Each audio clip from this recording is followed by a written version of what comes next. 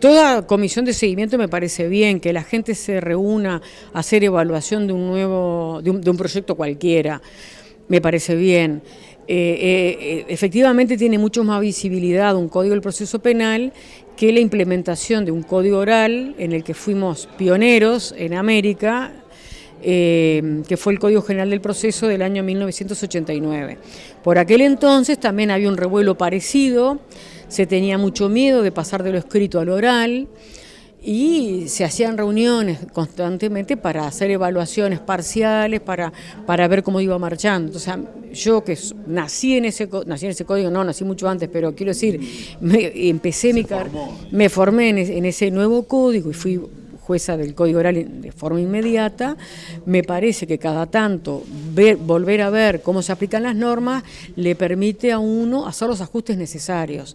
Las normas son generales y abstractas, pero cuando se aplica en el caso concreto puede haber necesidad de ajustes. Y cada tanto uno revisa las normas, no es que la norma tenía un pecado original que había que arreglar, es que simplemente la realidad lo obliga a otra cosa. Por eso me parece bueno revisar todas las cuestiones, cada tanto.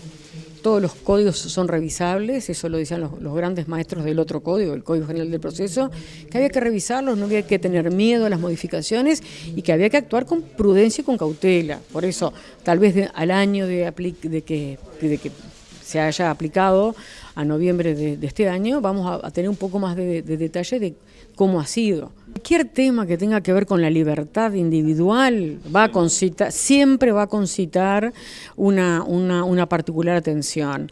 El punto es poder verlo desde todas las perspectivas. Cuando a uno es la víctima del delito, quisiera que esa persona estuviera preso. Cuando uno es el que comete el delito, quisiera que se le confirieran las mayores garantías posibles para defenderse de la mejor manera posible. Entonces, los derechos son de todos, convivimos en una sociedad bajo las reglas de la Constitución.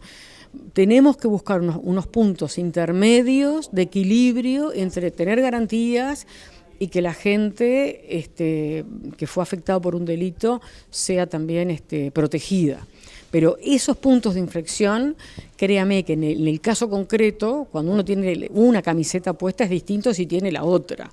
No es lo mismo ser víctima que ser delincuente. Entonces hay que tener mucha serenidad para ver las cosas de todos los puntos de vista. Para eso son las reuniones de juristas, para poder ver desde todos los puntos de vista, desde el punto de vista de la víctima, del delincuente, de quien tiene que ejercer la acción, que es el Ministerio Público, y de quien tiene que juzgar, todos los elementos que inciden en un caso. El Uruguay era en América el único país prácticamente que quedaba con un sistema viejo, envejecido, que ninguna cátedra avalaba. Ahora, el mismo trabajo que tenían los jueces es el que tienen los fiscales ahora, ¿no? En cuanto a números, no sé si hay más delitos ahora que hace un año, pero en cuanto a números son más o menos los delitos.